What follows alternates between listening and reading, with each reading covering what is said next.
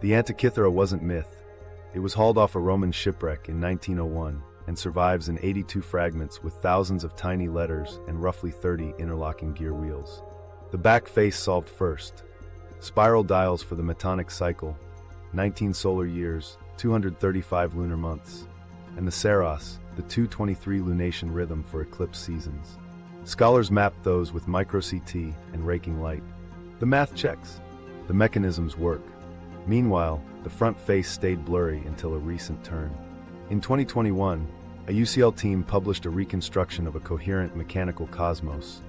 Sun, Moon, and the 5 visible planets displayed on nested rings, epicyclic trains tucked into frighteningly tight spaces. Even critics concede this. The machine's purpose was calculation, not ornament. It mechanized cycles known from Babylonian astronomy and Greek theory, and did it with tolerances that forgive almost no slop. If you want simple, you don't choose bronze teeth. Here's the catch Vance couldn't ignore. Inside those elegant trains, a specific coupling shows up that doesn't sweeten any standard function.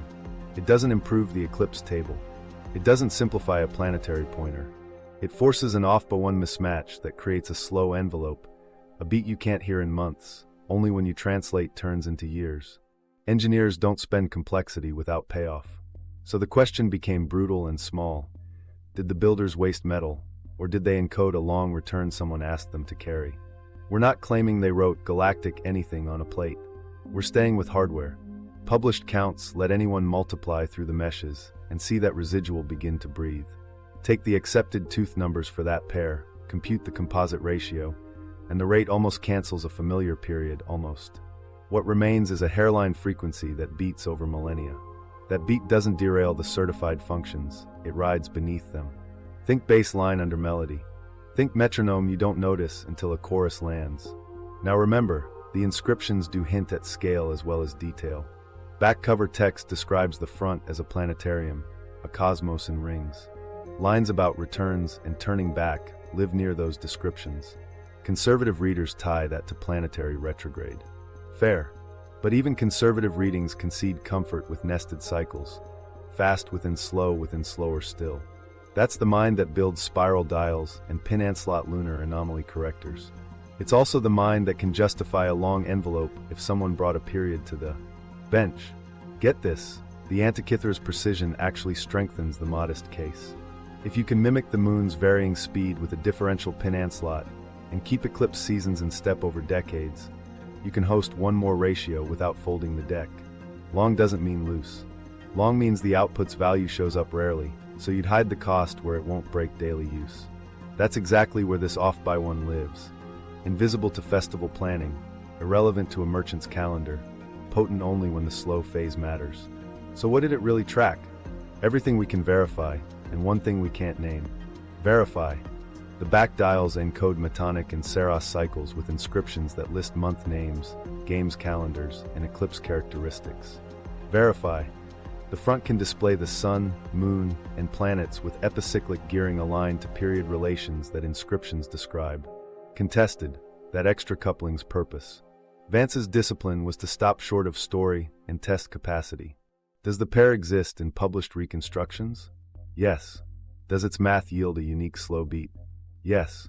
Does that beat overlap bands where independent archives get weird? Sometimes more than chance when you scale to real days. That's where his guardrails kicked in. Meanwhile, critics asked the right questions.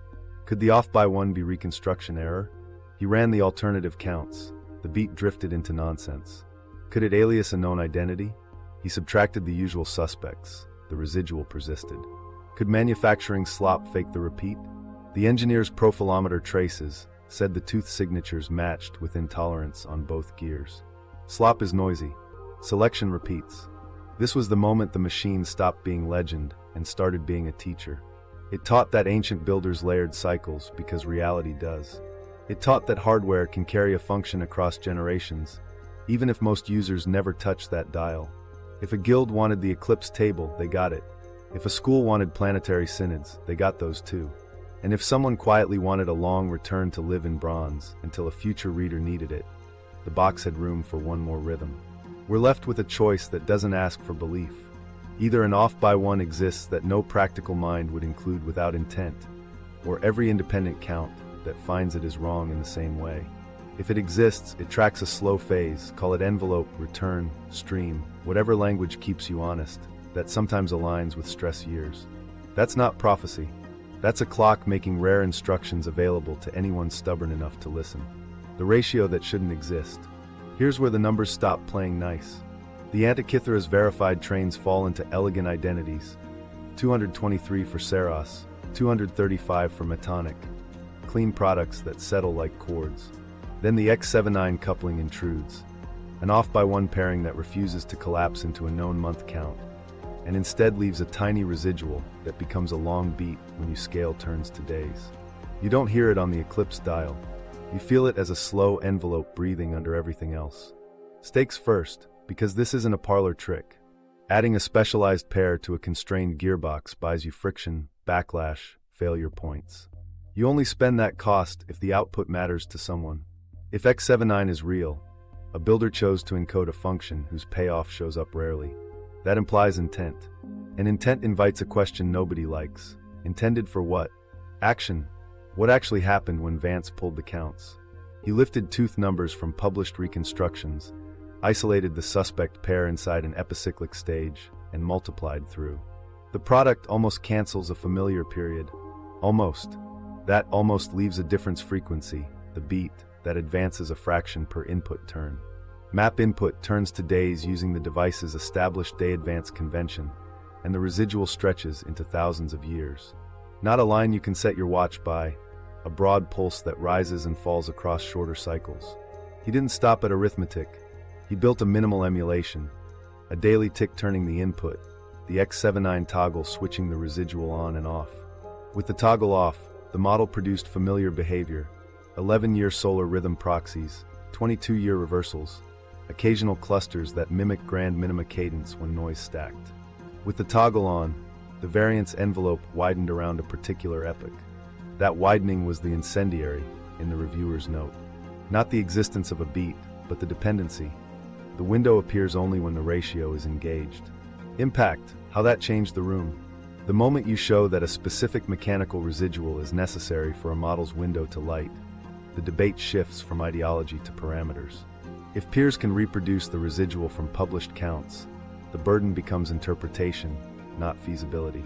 Vance framed it precisely that way, capacity conceded. By mainstream precision, purpose unproven, risk posture contingent on overlap that's higher than chance. Meanwhile, he ran the sensitivity tests critics would demand. Move a tooth by one on either wheel, and the beat drifts into absurdity against independent archives. Replace the pair with a tidy factorization, and the residual disappears.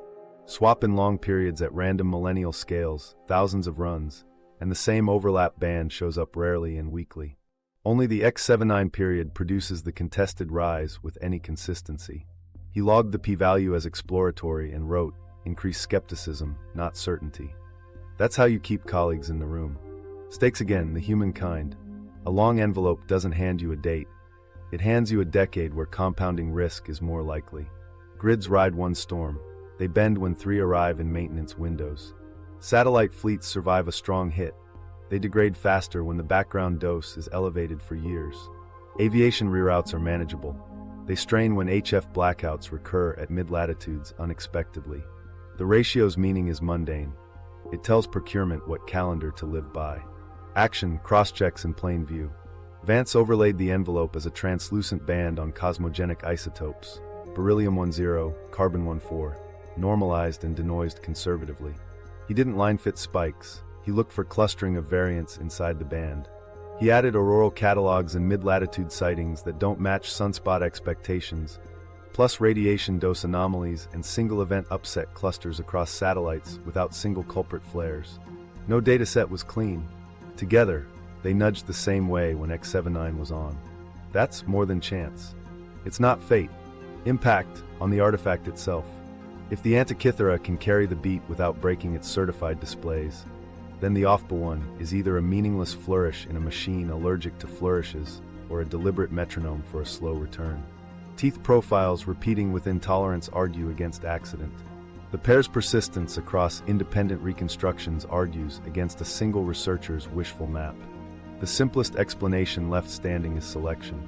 Meanwhile, an objection worth hearing. Could the residual be an alias of precession or a stacking artifact of lunar months? Vance subtracted the identities that define the back dials, then tested phase drift against precession scales. The residual stayed out of those lanes. It remained a small difference between near-commensurate internal rates. Exactly what off-by-one couplings generate when you intend to beat. Get this, the cleanest statement of the case isn't cosmic at all. It's workshop logic. Complex machines that survive 2,000 years don't hide pointless quirks. If a coupling degrades reliability without improving known functions, you remove it, unless it serves a function that isn't daily. X79 costs the builder something and pays the user rarely. That's what long cycles look like in hardware. And if that long cycle's pulse overlaps a planning window inside our lives, the ratio that shouldn't exist becomes the ratio you plan by.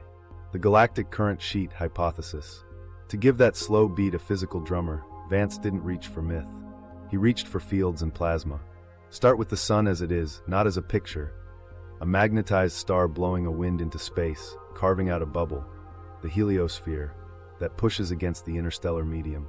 That wind carries the sun's magnetic polarity outward in a spiral, forming a vast, rippling sheet where the field flips sign. Closer in, the sheet warps with the 11-year solar cycle. Farther out, the heliosphere itself moves through the galaxy's own magnetic domains. A larger, slower structure some physicists shorthand as a galactic current sheet. Now remember, none of this is fringe. The heliospheric current sheet is textbook. Cosmic ray flux anticorrelates with solar wind strength. Ground neutron monitors respond. The leap Vance tested wasn't whether a sheet exists, but whether long-period encounters with broader galactic magnetic boundaries could modulate the Sun-Earth system in a way that matches a slow envelope like X79. Not a switch, a bias. When shielding eases, because the heliosphere crosses a region where the interstellar field orientation or density changes, more galactic particles leak in, baseline variance rises, and the sun's own rhythm can couple with that push. Here's where he made it practical. He didn't write galaxy in the parameter block. He wrote LPM, long period modulation, and left the physics abstracted so the math could be tested without belief. Toggle LPM off, his model behaved like a sober heliophysics sandbox. 11-year cycles, 22-year flips, occasional clusters. Toggle it on with the period the X79 residual supplies, and the variance envelope widened in a specific epoch. He then compared that widening to independent signals that would feel a background bias, elevated cosmic rays. Relative to sunspot counts, more frequent mid-latitude radio absorption on days that shouldn't be that loud, aurora edging south without headline flares, and satellite single-event upsets clustering across fleets. Meanwhile, something else was happening in the literature that helped his restraint. Mainstream reconstructions of the Antikythera's front face, the UCL team's mechanical cosmos, Michael Wright's earlier mechanism work, already conceded capacity to encode complex period relations. Vance didn't need them to bless a galactic sheet. He needed them to fix the floor. Gears can carry precise long identities. If an external long modulation exists, the hardware could tick to it. But there was one problem he underlined. The galaxy's large-scale magnetic structure isn't mapped like a city grid. We infer it from spacecraft crossings, cosmic ray gradients, and models with error bars. He marked the uncertainty and leaned into consequences that don't require perfect maps. If a millennia-scale external oscillator exists, you should see coherence drift. The background variance of space weather should bias upward for spans beyond the solar cycle's explanation. Not fireworks, more days where multiple indicators tilt the same way. He set 4 signatures for a calibration phase before any window. Auroral nights unusually far south for the given KP. Ground neutron counts peaking higher than similar solar phases last cycle. Persistent HF absorption on mid-latitude paths during moderate geomagnetic days. Satellite anomaly clusters without single culprit CMEs. Catch 3 of 4 in a tight span and assume ramp conditions. The signatures are measurable. They're being measured now. Get this, he stress-tested LPM against strawmen. Feed the model a random long period drawn from a broad millennia range, run thousands of trials, and log how often you get the same overlap strength in the same decades. Rare. Swap in precession scale periods that look impressive on paper, but don't couple to solar timescales, and the envelope smears until it's useless. Only the period sourced from the off-by-one produces the contested rise with any resilience. He kept the language human. Cosmic rays seed clouds. They also flip bits. Elevated dose budgets degrade arrays. They also widen GPS error bars that ripple into grids, finance, and comms. A noisier baseline doesn't guarantee catastrophe. It raises the odds that small failures arrive together. That's the story his model tells when LPM is on. Compounding risk, not a date. Meanwhile, critics argued purpose. Why would an ancient device encode a galactic rhythm no one could name? Vance answered with design philosophy, not romance. The mechanism already nests cycles, months inside years inside eclipse seasons. Add one more envelope if somebody hands you a period observed, inherited, or just believed. The bronze doesn't care what you call the driver. It counts. This was the moment everything shifted from speculation to stewardship. If a long external modulation is even plausible, the right response is an argument. It's posture. Grids harden for clustered storms. Satellites stagger lifetimes and add margin. Aviation keeps dose dashboards live and fuel for reroutes. Municipal systems rehearse manual modes. If LPM is wrong, those choices still pay for ordinary bad days. If it's right, those choices buy time during the swell. He wrote one sentence in the README that stuck. Treat LPM as a biased term that justifies earlier drills. No capitals, no fate, just an engineer turning a cosmic noun into a procurement verb. The leak, Vance's computational model. 3 days after the locks, a file appeared where nobody sane leaves anything important. A dead drop folder with a boring name and a timestamp that matched the night his badge stopped working. No sender, just a hash that matched the one he'd scrawled on his notebook flap, the fingerprint of a specific compile. Inside were 3 things: a compact binary, a readme in his dry voice, and a log with 2 lines the reviewers hadn't managed to scrub. He didn't pad the readme. Set tick equals 1 day. x79_ enable equals 1. Run windowing. Compare envelopes. That was it. No cosmic prose, no promises. The model was a lean sandbox. Solar baseline cycles, a stochastic flare term, a shielding coefficient for the heliosphere, and one abstracted input labeled LPM, the long period modulation. You could feed LPM any period you wanted. If you toggled x79 on, LPM snapped to the residual beat the off-by-one generates. Turn it off, and the sandbox forgot the ancient machine existed. Stakes first, because this is where the story could have collapsed. If the model had been hand-wavy, you'd smell it in the code. It wasn't. The parameter block listed plane numbers, 11-year cadence, 22-year reversals, variance bounds that matched what neutron monitors and sunspot records actually do. Then one comment in the style he used when he was trying to keep himself honest. LPM as biased term, test overlap, publish null if null. We ran it cold. Toggle off. The output looked like every sober heliophysics demo. Peaks, troughs, occasional clusters that resembled grand minima when noise stacked. Toggle on with x79. The variance envelope swelled around a band he'd tucked under methods. Not a spike, a fattening.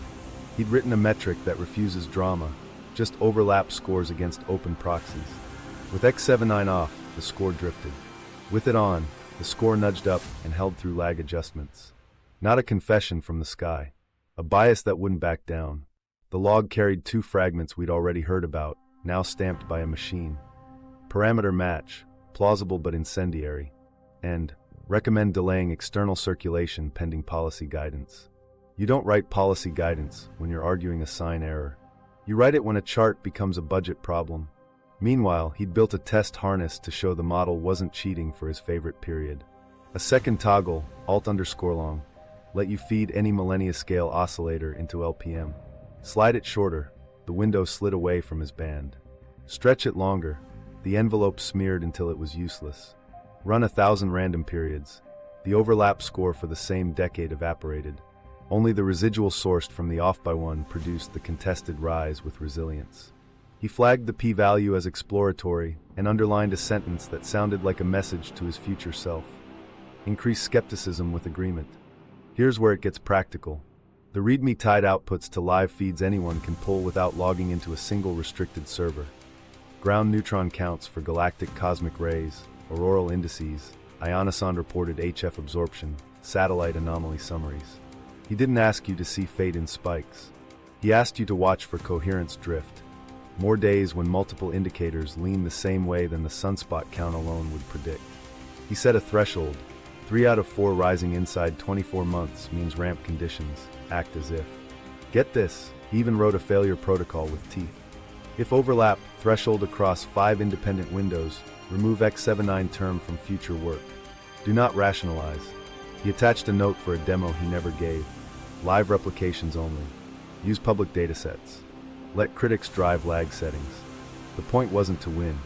It was to tie the long beat to consequences you can audit, then the part that made the engineer trust him to the last line. The model's outputs fed a checklist that didn't mention galaxies or mechanisms. Stock 2 extra high-voltage transformers per region. Rehearse black start with degraded comms. Stagger satellite component lifetimes. Keep polar reroute fuel margins live. Issue dose dashboards. Test water plant manual valves. Inventory chemicals locally. Exercise municipal radio nets. Print critical procedures. He labeled it preparation years, operational draft. No exclamation marks. Just verbs. We checked the metadata because that's where lies die. The compiled date matched the window when the audit rolled through his corridor. The hash matched his text. The binary linked to public libraries, not secret sauce.